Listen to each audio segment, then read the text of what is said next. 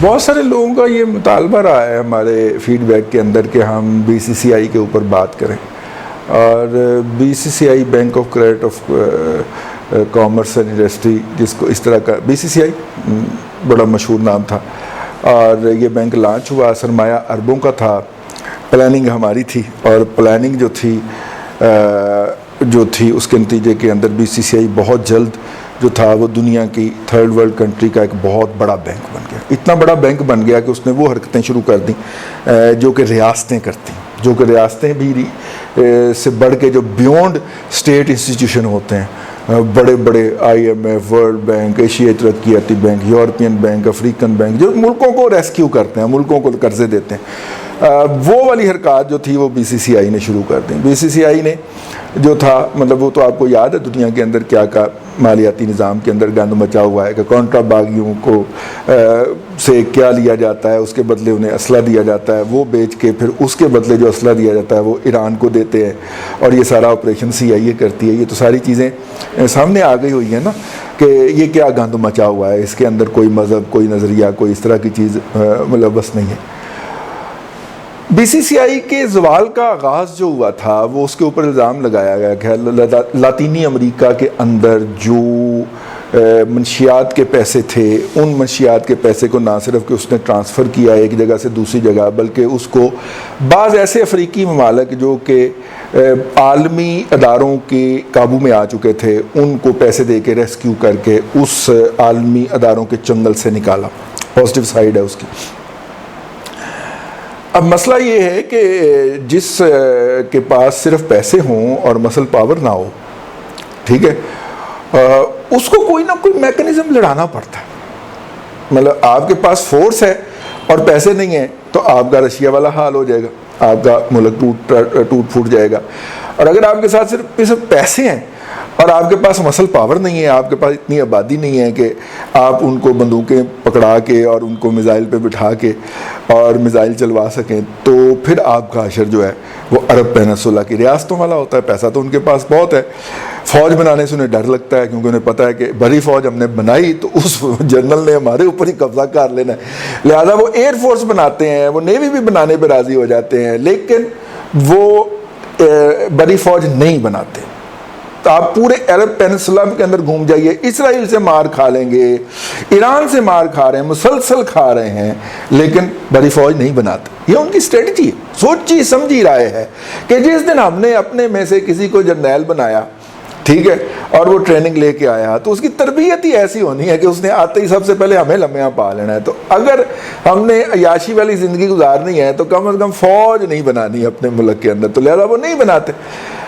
اب یہ حال اس وقت گلف کی ریاستیں جو تھی ان کے پاس پیسہ تو بہت تھا اور دنیا بھر کے اندر لین دین کرنے کا، اور اربوں سے بڑا ٹریڈر کون ہو سکتا ہے، تو وہ ان کا تجربہ بھی تھا صدیوں پرانا، ان کے گھٹی میں پڑی ہوئی تھی چیز، لیکن جو چیز ان کے پاس نہیں تھی وہ یہ تھی کہ انٹرنیشنل ان کے پاس پاور نہیں تھی، پولیٹیکل پاور بھی نہیں تھی اور آرم پاور بھی نہیں تھی، لہٰذا ان کی آرم ٹوسٹنگ وہ لاطینی امریکہ میں جا کے کی گئی، وہاں پہ ان پہ الزام لگایا گیا۔ اس سے پہلے کہ وہ اس الزام سے سنبھلتے وہ لندن اور وہاں پہ کر دیا گیا۔ بعض لوگ جو ہیں نا وہ آغا حسن آبدی کو بڑا لیجنڈ کریکٹر بناتے ہیں۔ آغا صاحب نے ہر وہ قبیح حرکت فرمائی جو اس وقت بینکنگ کے اندر مروج تھی، ٹھیک ہے، مطلب شراب و شباب فراہم کرنے سے لے کے بزنس لینے کے لیے، بیٹا بزنس لے کے آنا ہے تم نے، ٹھیک ہے، whatever the cost you will have to پے،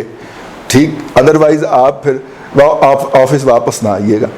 تو جب آپ یہ کہہ کے اپنی سب آرڈینیٹ کو بھیجیں گے تو پھر وہ بزنس لے کے آئے گی نہیں، جو بزنس آیا اور دھڑا دھڑ آیا، دنیا بھر کے اندر آیا بزنس۔ تو میں ان لوگوں کو بڑا مایوس کروں گا یہ بات کہہ کے مایوس کر رہا ہوں کہ میں آغا حسن آبدی لیجنڈ جناب، اتنا بڑا بینکروں کا بابا آدم، غلام اسحاق خان جی پاکستان کے بینکروں کا، لیکن اس نے ہر وہ حرکت روا رکھی جو اس وقت ویسٹ کے بینک جو تھے وہ روا رکھتے تھے۔ تو جب آپ ان کے ساتھ ان کے میدان میں جا کے ان کے انسٹرومنٹ کے ساتھ کھیلنے لگے ہیں تو بھیا پھر آپ کے پاس وہ کچھ بھی تو ہونا چاہیے نا جو ان کے پاس ہے۔ برطانیہ نے جو اتنی بڑی بحری فوج رکھی ہوئی ہے یا اتنی بڑی ایئر فورس 2008 تک رکھی ہوئی تھی. کیوں رکھی ہوئی تھی بھائی؟ ٹھیک ہے نا, برنٹ کا ریٹ ایسے ہی تو پرویل نہیں کرتا دنیا کے اندر. برطانیہ کی بات کر رہا ہوں. اسی طرح امریکہ نے جو اس وقت دنیا بھر کے اندر اڈے پالے ہوئے ہیں, جو بھی کوئی اس کی ڈالر میں آئل ٹریڈ کرنے سے ذرا ادھر ادھر کرنے کی کوشش کرتا ہے, وہ اپنی فوجیں لے کے پہنچ جاتا ہے وہاں پہ. تو اس نے اپنی اکنامک پاور کو مینٹین کرنے کے لیے بھائی جان انہوں نے یہ سارا ڈرامہ رچایا ہوا ہے, یہ اپنا وہ سلسلہ بنایا ہوا ہے. تو آپ بھی اپنا سلسلہ بنا لیتے. تو یہ تو نہیں نہ ہو سکتا کہ آپ صرف بینکوں والا کہیں کہ جناب بینکاری والا کام تو میں ان کو دھول چٹا دوں گا, اور جب وہ بینکاری کھڑی کس بنیاد کے اوپر ہوئی ہے وہ اس کے اوپر بات کریں گے. تو یہ ایک بحث ہے جس کے اوپر جو ہے وہ آپ کے سوالات بھی آ سکتے ہیں, میرے جوابات بھی آ سکتے ہیں. لیکن شروع میں نے کوئی اور موضوع کرنا تھا, یہ شروع ہو گیا. شروع میں نے یہ کرنا تھا جی کہ آفیشیلی سی وی جاری کیا گیا ہے. جناب جو احمد فراز صاحب کے صاحبزادے ہیں شبلی فراز صاحب, وہ انفارمیشن کے منسٹر لگے. اب ظاہر ہے کہا گیا جی وہ جی ڈی پائلٹ ہیں. اب جی ڈی پائلٹ جو ہے, ایک تو یہ ہے کہ اس کو جلدی ایئر فورس ریلیز نہیں کرتی. جی ڈی پائلٹ بہت قیمتی کموڈٹی ہوتا ہے, اس کے اوپر ایئر فورس کے بہت سارے مین آورز خرچ ہوتے ہیں, بہت سارا کروڑوں روپیہ اس کی ٹریننگ کے اوپر لگا ہوتا ہے, اور اس کے بعد پھر جا کے وہ پائلٹ جو ہے وہ فلائنگ کے قابل ہوتا ہے. اور اتنی ہیوی مشینری جو ہوتی ہے, 10 12 15 20 ارب روپے کا جہاز جو ہوتا ہے, وہ ایک سٹک پہ اس کے ہاتھ میں آپ پکڑا دیتے ہیں. تو ظاہر ہے کہ وہ قیمتی آدمی ہوتا ہے نا.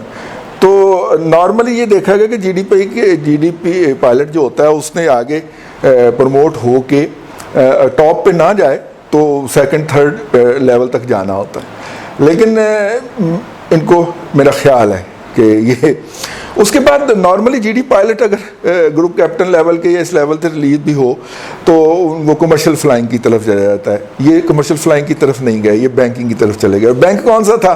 بی سی سی آئی. اور بی سی سی آئی میں ان کی تقرری کہاں پہ رہی؟ لاطینی امریکہ کے اندر. اب میں نے یہ دو باتیں آپ کے سامنے رکھ دی. ٹھیک ہے, شبلی فراز صاحب لاطینی امریکہ میں رہے, اور پہلے جو میں نے لاطینی امریکہ کے حوالے سے بی سی سی آئی کی بات کی, میں نے کوئی تیسری بات کی ہی نہیں ہے. رزلٹ آپ خود نکالتے پھریں, مجھے کیا ضرورت ہے نتائج نکالنے کی؟ شبلی فراز صاحب جانے, ان کو لانے والے جانے, اور حکومت جانے, میرا اس میں سے کیا لینا دینا ہے؟ میں تو دو حقائق جو تھے وہ پکڑ کے آپ کے سامنے irrelevant طریقے سے علیحدہ علیحدہ رکھ دیے ہیں. تو ظاہر ہے کہ یہ اس وقت تبدیلی آئی ہے. اور ساڑھے فردوس عاشق عوان جو کچھ دنوں پہلے کہتے پائے جا رہے تھے کہ اپنی اپنی منجی کے نیچے ڈانگ پھیرنی چاہیے, تو لگتا ہے کہ ان کی منجی کے نیچے کوئی ڈانگ پھیر گیا. پا صاحب کی آمد جو تھی جی وہ پیروں فقیروں کی مرہون منت تھی. ٹھیک ہے, کچھ لوگ کہتے ہیں کہ جناب ایک صاحب کے سسرال اور ایک کے ننیال کی سفارش تھی ان کو, کیونکہ کینیڈین نیشنلٹی کے کاغذات جو ہیں وہ بہت کچھ اور کہتے ہیں پاجی کے بارے میں. لیکن پاجی جو ہیں وہ جو دوسرا فریق ہے جی, وہ دوسرا سورس ہے جی, وہ کہتا ہے کہ نہیں وہ فلاں پیر صاحب, اور پیروں کے آپ کو پتہ ہے پھر موجودہ حکومت میں کہاں پہ رابطے ہیں. تو وہ پیر صاحب نے ادھر سفارش کی اور ادھر سے پھر خان صاحب کو سفارش, اور پھر ان کا جو تھا وہ ٹانکا فٹ ہوا, باقی کسی کا کوئی لینا دینا نہیں ہے. تو یہ دو متضاد اطلاعات ہیں جی پاجی کے بارے میں. بہرحال جو بھی اطلاعات ہیں وہ اپنے الٹیمیٹ اینڈ تک پہنچ چکی ہیں. وہ جو تھیں ان کو وہ کیا مطلب کہ احمق آنٹی کے نام سے پی ٹی آئی کے اندر یاد کیا جاتا تھا, کیونکہ وہ کوئی بہت زیادہ اچھا پرسیپشن کریٹ نہیں کرتی تھیں. اور ابھی کچھ دیر پہلے تک تو مشرف صاحب کے دور تک تو ان کے پاس فاطمہ جناح میڈیکل کالج میں ایک کمرے پہ انہوں نے اپنے اسٹوڈنٹ لائف میں جو قبضہ کیا تھا وہ قبضہ بھی ان کا برقرار تھا. تو وہ پھر جب وہ مشرف صاحب کے دور کے جب وہ پیپلز پارٹی کے منسٹر بنی تو پھر جا کے ان سے منت اللہ کر کے چھڑوایا گیا کہ بس کریں اب جانے دیں, بڑا ہو گیا, تو اب تو آپ کے بچے آنے والے ہیں میڈیکل کالج کے اندر. خیر تو وہ ان سے فارغ کروایا گیا. ان کی سرگرمیاں جو ہیں جو بھی جن کا بھی اسٹوڈنٹ لائف جو ہے یا لڑکپن جو ہے ان دنوں میں لاہور میں گزرا ہے ان کو پتہ ہے. تو بہرحال وہ اس حکومت میں بھی 1 سال کی وزارت انجوائے کر کے بغیر کسی وجہ کے، بغیر کسی ریزن کے، بغیر کسی کوالیفیکیشن کے، صرف سفارش کی بنیاد کے اوپر انجوائے کر کے چلی گئی ہیں، اور اب اگلے سیٹ اپ میں جب ان کی ضرورت پڑی تو وہ یقیناً واپس تشریف لائیں گی۔ نیا جو گروپ ہے جی، اس کے بارے میں بہت ساری باتیں کہی جا سکتی ہیں، نیا جو جوڑی آئی ہے، اور ظاہر ہے اس کے بارے میں تمام لوگ اچھی اچھی باتیں کر رہے ہیں، کیونکہ ہر آنے والے کو سلام کیا جاتا ہے اور ہر جانے والے کو لعنت بھیجی جاتی ہے، اس لیے جاتے جاتے پاجی کے اوپر ہم نے کرپشن کا الزام بھی لگا دیا ہے۔ تو میرا خیال یہ ہے کہ وہ ان کو کرپشن کی نہیں بلکہ حماقت کی زیادہ ان کا جرم ہے، جو بعض اوقات ان کی زبان جو تھی وہ ایسی باتیں کہہ جاتی تھی جو ان کی پارٹی کے لیے شرمندگی کا باعث بنتی تھی۔ تو خیر وہ روانہ ہو گئے ہیں۔ اس سے پہلے جو تھے، اب دیکھنا یہ ہے کہ کیا یہ بھی وزارت سے نکلنے کے بعد فواد چودھری کی طرح لوگوں کو ریپٹے کرانے شروع کرتے ہیں، ہر ایک دیوار کے اندر ٹکر مارنا شروع کرتے ہیں، لوگوں کو گالیاں بکنا شروع کرتے ہیں، بکواس کرنا شروع کرتے ہیں، مختلف معاشرے کے مختلف فریقوں سے جا کے بھیڑ کے اپنی ریلیونسی برقرار رکھتے ہیں، جس طرح ان کے جو پہلے والے صاحب تھے انہوں نے دستور بنایا ہوا ہے کہ ہر وقت کوئی نہ کوئی کرائسس، ہر وقت کوئی نہ کوئی کنٹروورسی رکھیں، معاشرے کے مختلف لوگوں کے گھروں کے اندر وٹے مارتے رہیں تاکہ وہاں سے گالم گلوچ آئے اور پتہ چلے کہ بچہ محلے میں جو ہمارا بچہ ہے وہ بڑا امپورٹنس کا حامل ہے۔